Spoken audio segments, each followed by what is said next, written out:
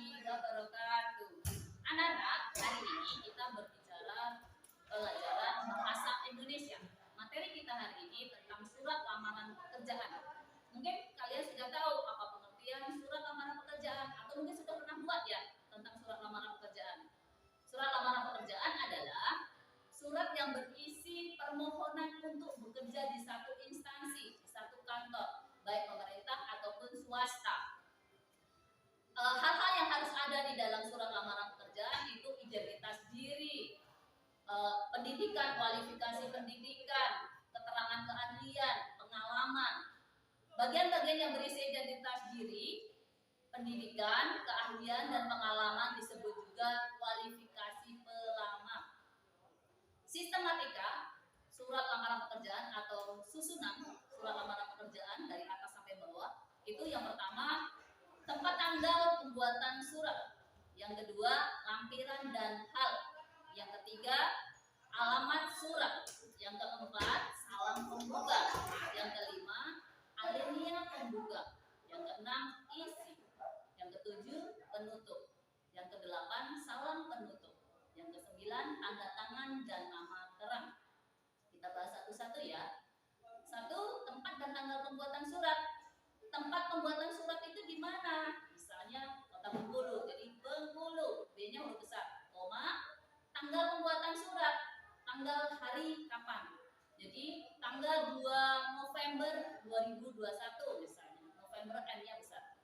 Yang kedua, lampiran berisi berkas-berkas pendukung. Misalnya kalian pernah mengikuti kursus bahasa Inggris, ada sertifikatnya. Pernah mengikuti kursus komputer atau desain grafis, itu diikut sertakan sebagai lampiran. Halnya ditulis lamaran pekerjaan. Yang ketiga, alamat surat. Alamat surat itu artinya kepada siapa surat itu akan kita tujukan. Beberapa hal yang harus dicermati dalam menulis surat lamaran pekerjaan. Dalam lamaran pekerjaan ini, satu, surat lamaran kerja tersebut itu kita tujukan untuk instansi.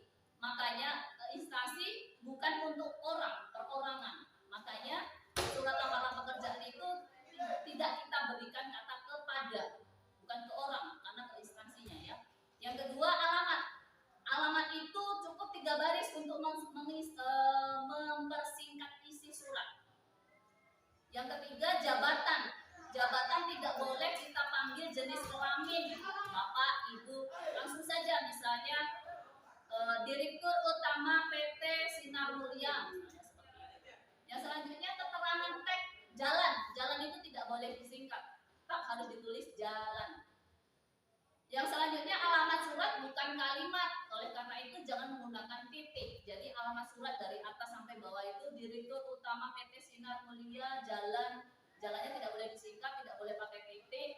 Jalan Merpati nomor 29, terakhirnya itu tidak boleh dipakaikan tanda titik. Yang selanjutnya, yang keempat, salam pembuka. Salam pembuka ini itu kita universal saja, kita gunakan dengan hormat. Bukan tidak boleh menggunakan kata assalamualaikum, tapi kan kita tidak tahu direktur perusahaan, instansi atau kantor itu beragama apa gitu ya. Alinea pembuka. Alinea pembuka ini sebagai jembatan berbicara antara si pelamar dengan kantor yang akan dituju.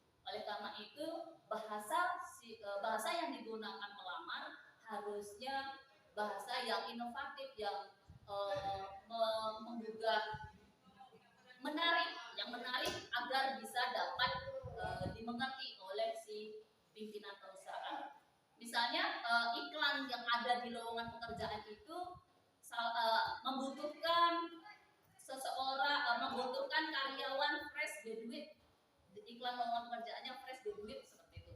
Jadi alinea pembukanya si pelamar misalnya berdasarkan kebutuhan yang tercantum dalam lowongan pekerjaan yang saya peroleh melalui internet, saya siap untuk bekerja keras dan memiliki kualifikasi yang relevan. Relevan itu nyambung karena saya baru saja lulus dari SMK bidang keahlian administrasi perkantoran. Di sini disebutkan baru saja lulus, itu kan fresh Selanjutnya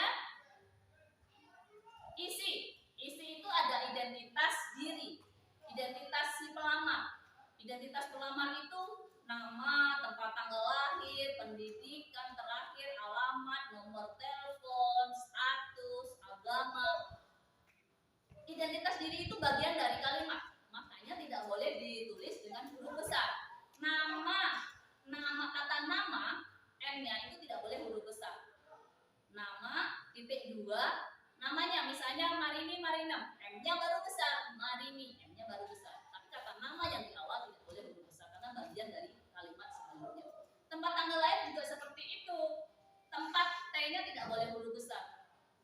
Titik 2, Bengkulu, B-nya baru huruf besar. Bengkulu 2 April, A-nya besar, 1979 misalnya. Pendidikan terakhir S1 Bahasa Indonesia Univ misalnya. Alamat Jalan Kancil 32 Bengkulu misalnya seperti itu. Yang selanjutnya maksud dan tujuan. Maksud tujuan si pelamar itu mau mengirim surat itu untuk apa? Nah, di sini disebutkan maksudnya ya untuk mengisi lowongan yang ada di dalam perusahaan itu, mengisi lowongan yang ada di perusahaan itu. Jadi disampaikan merupakan keterangan mengenai alasan pelamar menulis surat itu untuk apa? Tentunya yang mau diangkat menjadi karyawan perusahaan tersebut. Menyatakan lampiran. Lampiran itu terkait dengan fotokopi KTP, fotokopi SKCK, kartu kuning, pas foto, kartu tanda penduduk, ijazah, surat transkrip nilai, tergantung. Kadang di lowongan pekerjaan itu disampaikan apa saja yang dibutuhkan. Nah, kita mengikuti kebutuhannya. Paling tidak dilegalisir ya semua berkas-berkasnya itu untuk sebagai bahan lampirannya. Penutup ini, bahasa penutup ini sebaiknya pelamar pekerjaan harus menunjukkan keantusiasan atau harapan yang besar bahwa dia mau bekerja serius di sana. Misalnya contohnya demikian surat lamaran pekerjaan ini saya buat, besar harapan saya untuk dapat bergabung dan menjadi bagian dari perusahaan Bapak Ibu. Seperti itu. Jadi besar harapan saya. Salam penutup yang selanjutnya. Salam penutup ini jika di awal terdapat salam pembuka dengan mengucapkan dengan hormat, salam penutup ini kita akhiri hormat saya. Yang terakhir itu tanda tangan dan nama jelas. Tanda tangan si pelamar. Nah, setelah tanda tangan diberi nama jelas, ditulis nama setelah di bawah tanda tangan. Unsur kebahasaan selain sistematika yang harus ada dalam pembuatan surat lamaran pekerjaan, kita kaitkan juga dengan unsur kebahasaan surat lamaran pekerjaan. Unsur kebahasaan bahasa yang digunakan di dalam surat lamaran pekerjaan itu apa saja? 1. Menggunakan bahasa yang baik dan benar. Memakai kata-kata yang sopan. Yang ketiga, menggunakan kata pengantar yang jelas, singkat, padat, tepat sasaran. Yang keempat, jaga agar tulisan bersih, mudah dibaca, tidak terdapat coretan atau tipek, sesuai dengan kaidah ejaan. Kalau misalnya mengalami kesalahan, ya ulang lagi menulisnya.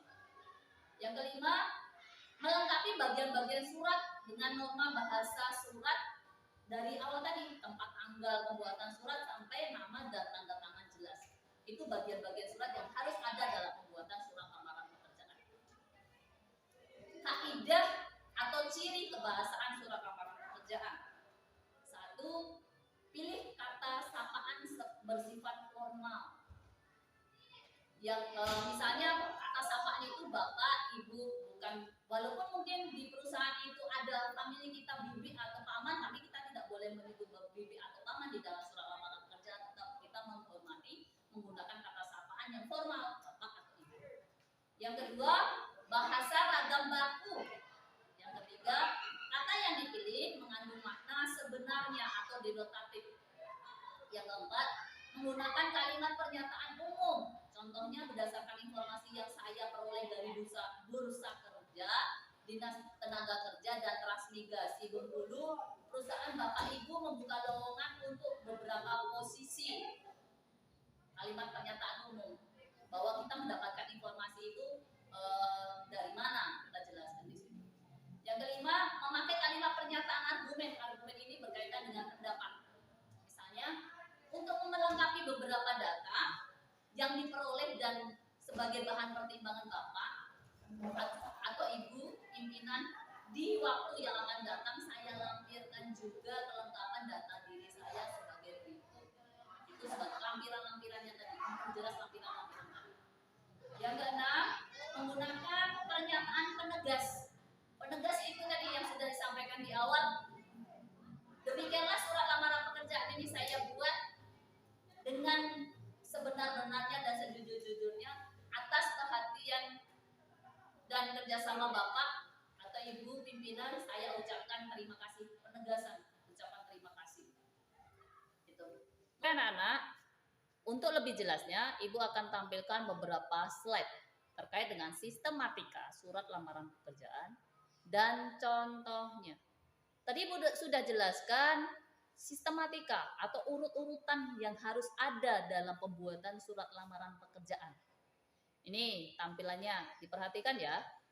Yang pertama, tempat tanggal pembuatan surat. Yang kedua, lampiran dan hal. Yang ketiga, alamat surat. Yang keempat, salam pembuka. Yang kelima, alinea pembuka. Keenam, isi. Yang ketujuh, penutup. Yang kedelapan, salam penutup. 9, tanda tangan dan nama terang. Terdapat 3 fungsi surat lamaran pekerjaan. Fungsinya itu yang pertama, sebagai permohonan pekerjaan yang resmi. Fungsi pertama dari surat lamaran kerja adalah sebagai bentuk resmi pengajuan atau permohonan kerja ke perusahaan. Melalui surat lamaran, pelamar kerja secara resmi mengajukan diri untuk mengisi posisi kosong yang diminati dalam perusahaan tersebut.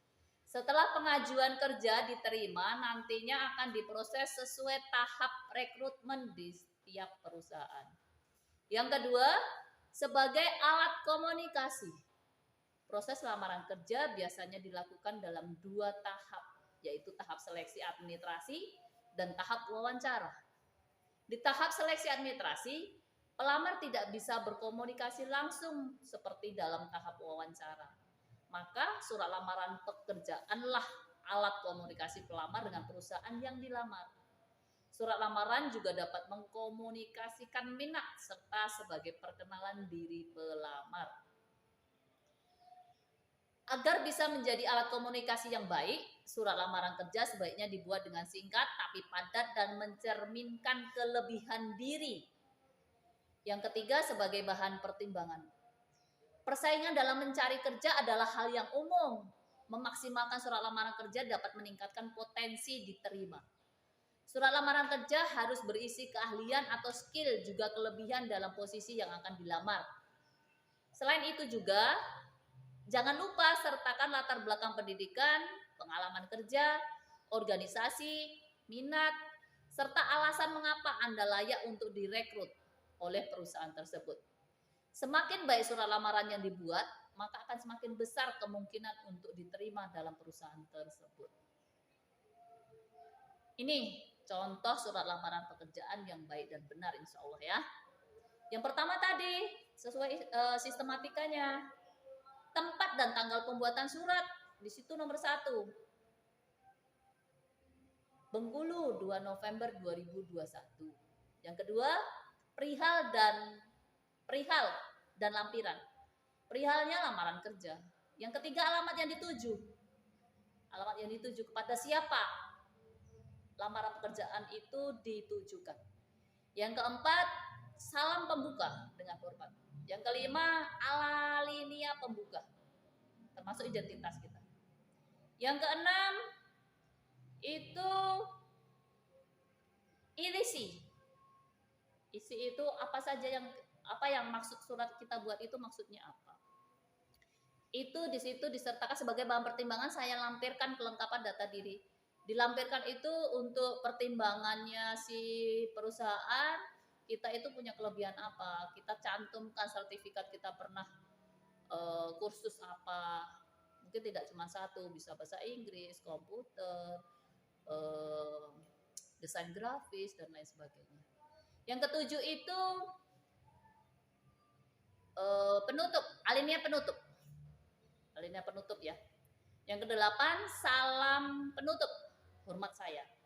Yang kesembilan, tanda tangan dan nama jelas.